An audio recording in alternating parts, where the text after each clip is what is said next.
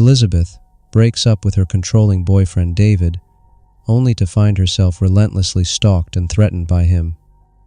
Despite changing her number and seeking police help, David's harassment escalates until he's caught trying to break into her friend's house.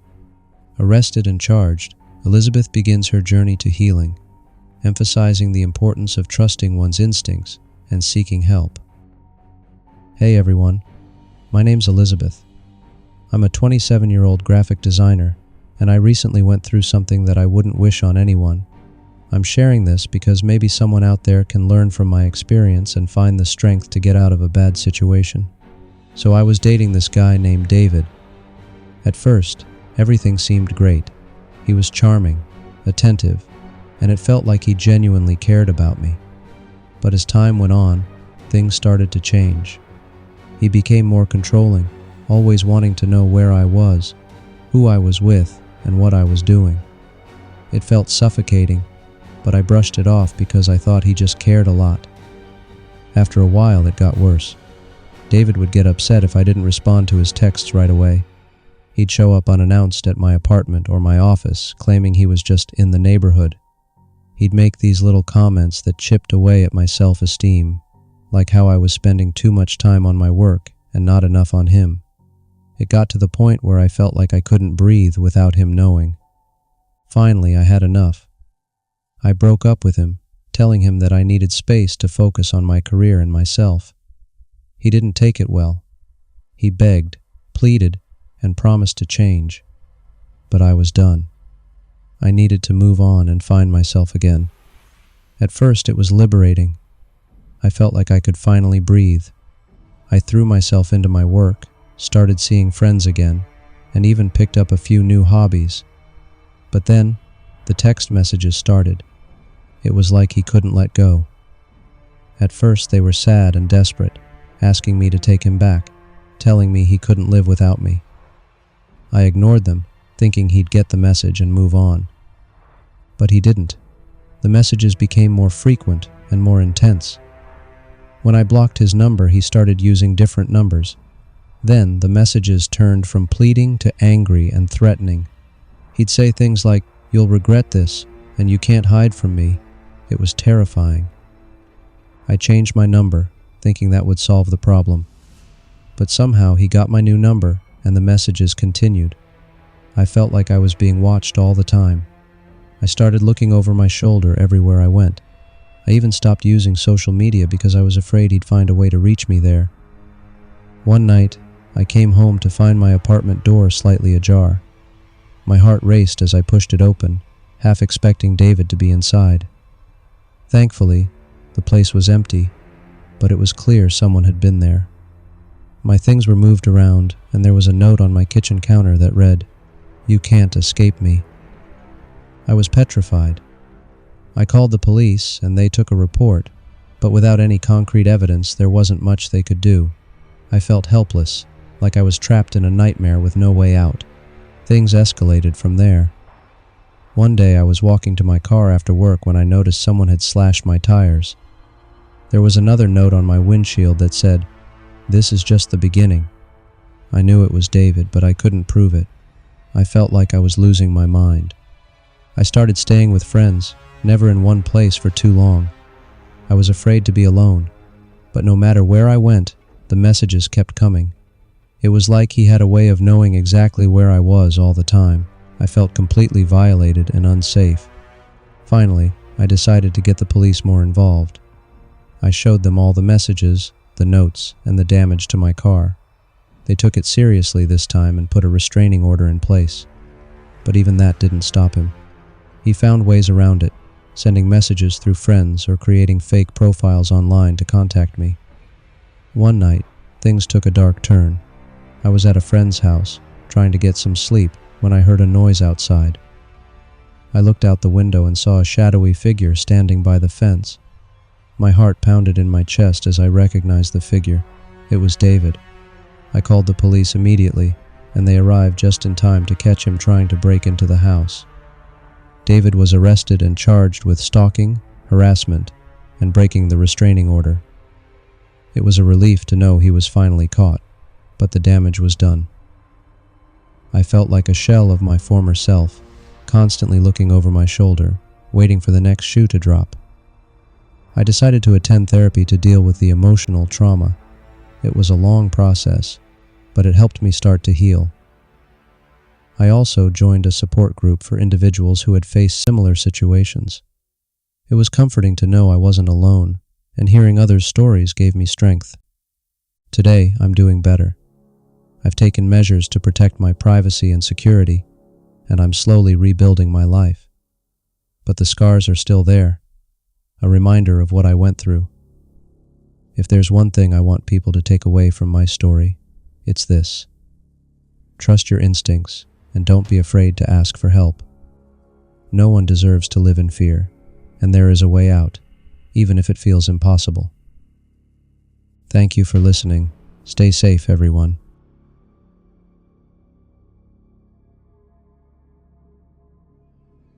Paul ends a relationship with Nina, a possessive woman he met online. Despite blocking her, she begins to secretly invade his apartment, leaving subtle signs of her presence. Her harassment escalates until Paul finds a bottle of poisoned whiskey in his home, accompanied by a threatening note.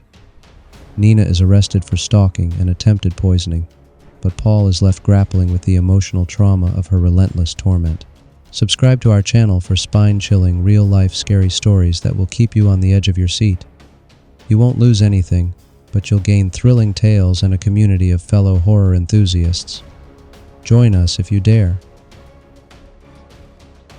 My name's Paul. I'm 35 years old, and I work as a software developer. I want to share something that happened to me recently. It's a story that still gives me chills whenever I think about it, and I hope that by sharing it, I can help someone else avoid going through what I did. So, a few months ago, I met this woman named Nina online. She seemed great at first, funny, smart, and we clicked right away. We started dating, and things moved pretty fast. But it didn't take long for me to notice some red flags. She was incredibly possessive and would get upset if I didn't respond to her messages right away. She wanted to know everything about my schedule, who I was with, and what I was doing at all times. It felt suffocating and I knew I had to end it. After a few weeks, I broke up with her. I tried to be gentle, explaining that things were moving too fast and I needed some space. She didn't take it well. She cried, begged, and even threatened to hurt herself if I didn't stay with her. I felt horrible, but I knew staying with her wasn't an option. I blocked her number and all her social media accounts, hoping that would be the end of it. For a while, it seemed like things had gone back to normal. I threw myself into work and tried to move on with my life. But then, strange things started happening. It was little stuff at first. Things in my apartment would be out of place, like my keys would be on the kitchen counter when I was sure I left them by the door, or a picture frame would be tilted. I brushed it off, thinking I was just being forgetful. Then it got weirder. One day, I came home to find my laptop open on my desk, even though I was sure I'd left it closed. Another time, I noticed some of my clothes were missing, but I couldn't pinpoint exactly what was gone. It was like someone was messing with me, but I had no idea who it could be. One night, I came home late from work and found a note on my kitchen table. My heart started racing. I knew it had to be Nina. Somehow, she had gotten into my apartment. I called the police, and they took a report, but without any solid evidence, there wasn't much they could do. They suggested I change my locks, which I did the very next day. I thought that would solve the problem, but it didn't. Nina found a way to get in again. She was careful, always making sure to leave just enough evidence to let me know she had been there, but never enough to leave any traces behind. I started feeling like I was losing my mind. I installed a security system with cameras, hoping to catch her in the act, but she was always one step ahead. One evening, I came home to find my entire living room rearranged. My couch was on the opposite side of the room, and my TV was unplugged and moved. There was another note, this time saying, "I'll always be watching." I was terrified. I called the police again, but they couldn't do anything without catching her in the act. I barely slept after that, I was always on edge, constantly checking my security footage, jumping at every little noise. I even started staying at a friend's place occasionally, just to get some rest. But no matter where I went, I felt like she was there, watching me, waiting for her next move. Then one night, things took a dark turn. I was at home, trying to relax, when I noticed a strange smell coming from the kitchen. It was a faint, sweet odor that I couldn't place. I followed the smell and found a bottle of my favorite whiskey on the counter, open and half empty. I hadn't touched it in weeks. There was a note next to it that said, "Drink up." My stomach dropped. I knew Nina had been there, and I had no idea what she might have done to the whiskey. I called the police immediately and told them everything. They arrived quickly and took the bottle for testing. It turned out she had laced it with poison. Nina was arrested inside my apartment. She was in a hysterical state, screaming and fighting with the officers. They charged her with breaking and entering, stalking, and attempted poisoning. She even injured one of the officers in her frenzy. I'm still trying to process everything that happened. I can't believe how close I came to being seriously hurt, or worse.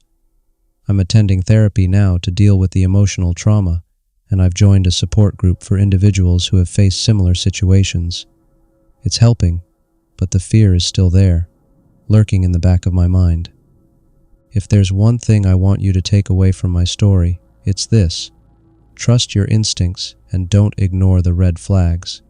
If someone is making you feel unsafe, do whatever it takes to protect yourself.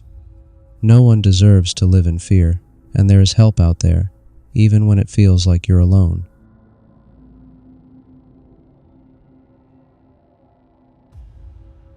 Samantha, a marketing professional, ends her toxic relationship with coworker Brian, who escalates from workplace harassment to stalking her outside of work. Despite initial challenges with HR, Samantha gathers evidence that gets Brian fired. His continued harassment leads to a restraining order. Samantha becomes an advocate for workplace safety, emphasizing the importance of recognizing. My name is Samantha, and I'm 28 years old. I work in marketing at a mid-sized company. I'm here to share a story that happened to me recently. It's a story I never thought I'd be telling, but I hope it can help someone out there who might be going through something similar. So, it all started when I began dating a coworker named Brian. At first, he seemed great, charming, funny, and attentive. We clicked pretty quickly and started spending a lot of time together both in and out of the office. But as time went on, things started to change. Brian became more possessive and manipulative. He'd get upset if I talked to other male colleagues or if I didn't respond to his texts right away. He'd make snide comments about my friends and family, trying to isolate me from them. I realized pretty quickly that this wasn't a healthy relationship. I tried to talk to Brian about it, but he would either get defensive or overly apologetic, promising to change but never following through. It got to the point where I felt like I was constantly walking on eggshells around him. I knew I had to end it. So, I broke up with him. I tried to be as professional as possible, explaining that our relationship wasn't working for me and that I wanted to focus on my career. Brian didn't take it well. He begged me to reconsider, promising to change, but I stood my ground. I thought that would be the end of it. But it wasn't. After the breakup, Brian started showing up at my desk unannounced, leaving little notes and gifts. At first, I tried to ignore it, hoping he would get the hint and move on. But the notes became more frequent and more unsettling. They ranged from desperate pleas to get back together to passive-aggressive comments about my appearance or my work. I reported it to HR, but without any concrete evidence or direct threats, there wasn't much they could do. They advised me to document everything and to let them know if things escalated. I started to feel paranoid, constantly looking over my shoulder and double-checking that my office door was locked. Then, Brian started sending anonymous complaints to HR about me. He accused me of everything from slacking off at work to inappropriate behavior with other colleagues. It was clear to me that he was trying to get me fired. I had to have multiple meetings with HR to defend myself and explain the situation. It was exhausting and stressful, but thankfully my boss and most of my colleagues were supportive. One day, I came back from lunch to find a note on my desk that chilled me to the bone. I knew it was from Brian, but there was no proof. I felt trapped and terrified. I started carrying pepper spray and took different routes home every day. I even considered quitting my job, but I didn't want to let him win. I installed a small camera on my desk to try and catch him in the act. Sure enough, a few days later, I caught him on video leaving another note. I took the footage to HR, and they finally had the evidence they needed. Brian was called into a meeting and was terminated on the spot for harassment and creating a hostile work environment. He was escorted out of the building by security. But it didn't stop there. Brian started showing up at my apartment, leaving notes on my car and even banging on my door late at night. I called the police, and they issued a restraining order against him. It was a small relief, but I was still scared. I also began advocating for workplace safety and harassment prevention, sharing my story with colleagues and speaking at company seminars about the importance of vigilance and reporting suspicious behavior. Today, I'm doing better. I'm still working at the same company, and I've taken steps to ensure my safety and privacy. Brian has moved away, and I haven't heard from him in months, but the experience left a mark on me, and I'm more aware than ever of the importance of standing up for yourself and seeking help when you need it. If there's one thing I want people to take away from my story, it's this. Don't ignore the red flags, and don't be afraid to ask for help. No one should have to live in fear, especially not in their own workplace. There are resources and people out there who can help, and it's okay to speak up.